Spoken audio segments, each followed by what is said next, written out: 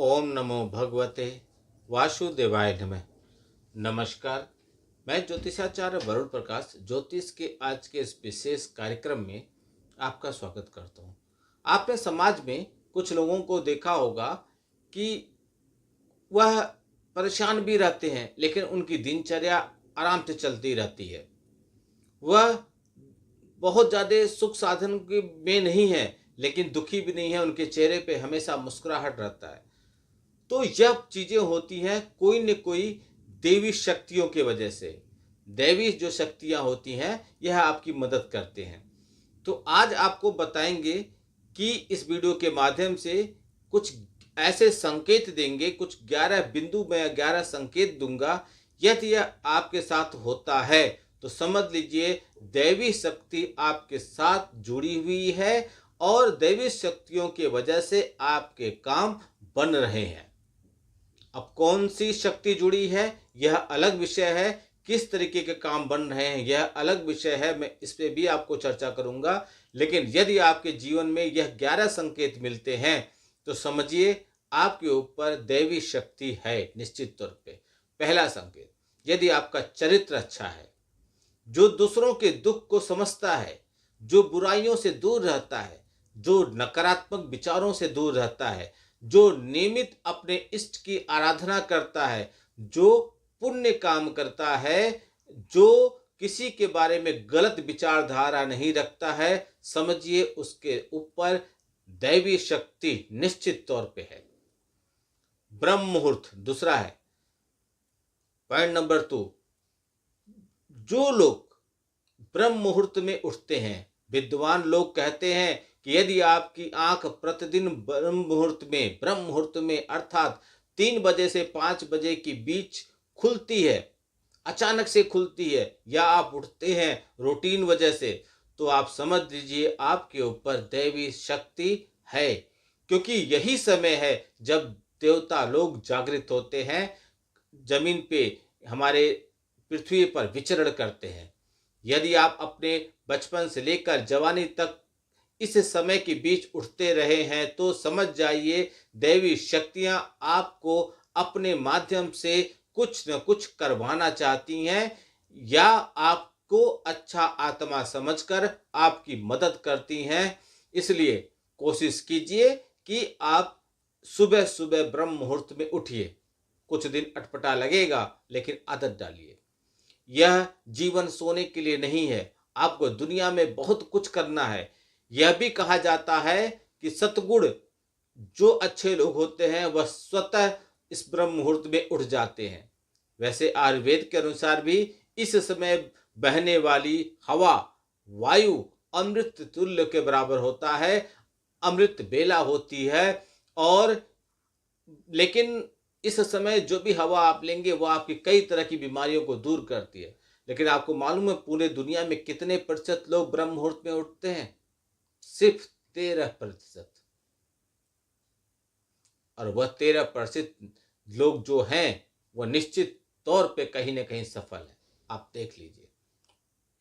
Number 3, सपने में देवताओं का दर्शन होना, देव का दर्शन होना। यदि आपको बारंबार मंदिर या किसी देव स्थान का सपना आपके मन में चलता है, रात में सोते हैं, तो समझिए कि आपके ऊपर दैवी शक्ति है। आसमान में कोई देवता उड़ते रहते हैं या देवी देवता आपस में वार्तालाप करते हैं, तो निश्चित तौर पे आपके ऊपर कोई न कोई दैवी शक्ति काम कर रही है। नंबर 4, पूर्वाभास हो जाना। यदि आप आने वाली घटनाओं के बारे में पहले समझ जाते हैं, आपको पूर्वाभास हो जाता है, आपको अंदाजा लग जाता है, तो निश्चित तौर पर आपके ऊपर दैवी शक्ति है। नंबर 5, पारिवारिक प्रेम।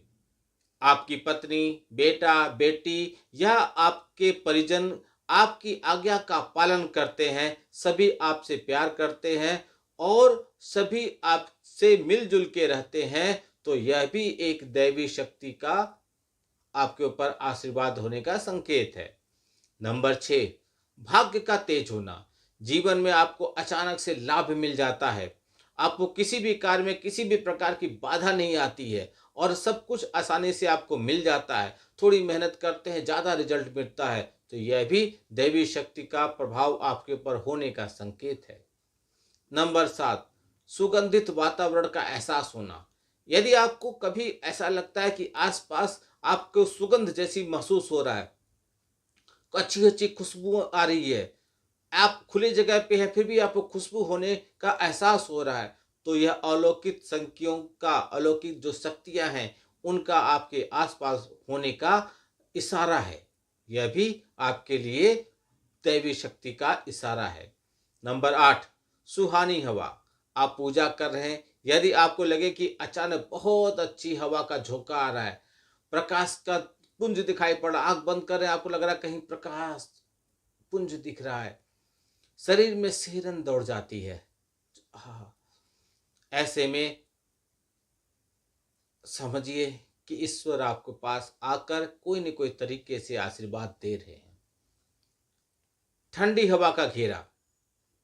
ऐसा नहीं कि मैं कह रहा हूं ठंडी जगहों पे रहते तो आपको ऐसा महसूस हो, भूमि पर रहते हुए भी कभी कभी आपको यह एहसास हो कि मेरे आसपास बादल या ठंडी हवा का एक पुंज है जिसमें आप घिरे हुए हैं, तो आप समझिए कि अलौकिक और दैवी शक्तियों ने आपको घेर रखा है। ऐसा अवसर बहुत ज्यादा पूजा पाठ करने वाले इंसान को जरूर मिलता है।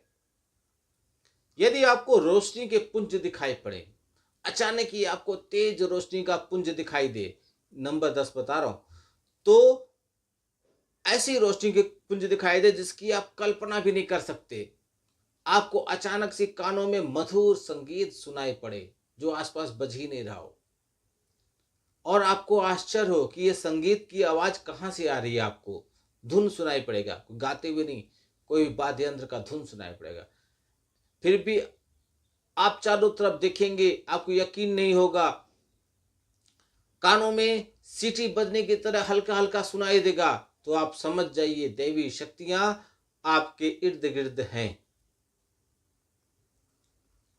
तो ऐसे में आप अपने इष्ट देव का लगातार जाप कीजिए। अचानक किसी की आवाज सुनाई देना, नंबर 11, अचानक किसी की आवाज सुनाई देना, आपको लगता है कि किसी ने आपको आवाज दिया है, अचानक से आप उठ जाते हैं, लेकिन फिर आपको आभास होता है कोई है ही नहीं आसपास, कोई आवाज थी तो लेकिन स्पष्ट नहीं थी क्या आवाज आया था।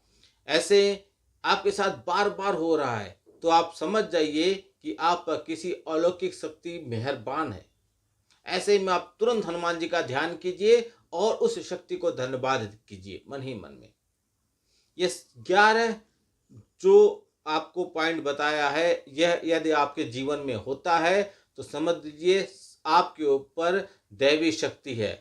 11 पॉइंट क्या है? अच्छा चरित्र, ब्रह्म मुहूर्त में उठना, सपनों में देव का दर्शन होना, पूर्वाभास होना यानी कि आप महसूस कर लेते हैं, पारिवारिक प्रेम है आपका, भाग्य में तेजी है आपके साथ, सुगंधित वातावरण का आपको आभास होता है, सुहानी हवा चलने लगती है, ठंडी हवा के घेरे में यदि आप रहते हैं, रोशनी की पुंज दिखाई पड़ती है, और किसी की भी आवाज जब आप आराम करते हैं, सोते हैं तो सुनाई पड़ जाती है, कोई आपको आवाज देते हुए सुनाई पड़ जाता है, तो समझिए आपके ऊपर दैवी शक्ति है। ऐसे जानकारी के कई वीडियो मैं आपको इस चैनल के माध्यम से देता रहूंगा, जिससे आपको ज्ञान बढ़े, बेसिक चीजों के बारे में समझें और आगे बढ़ें। कुंडली का विश्लेषण कराना हो तो आप हमसे संपर्क कर सकते हैं। एक छोटा सा शुल्क है, वो भरने के बाद हमसे आप अपने जीवन के बारे में पूरी जानकारी प्राप्त कर सकते हैं। आपका दिन शुभ हो, भगवान भोलेनाथ का आशीर्वाद आप पे बना रहे। नमस्कार, जय श्री राम।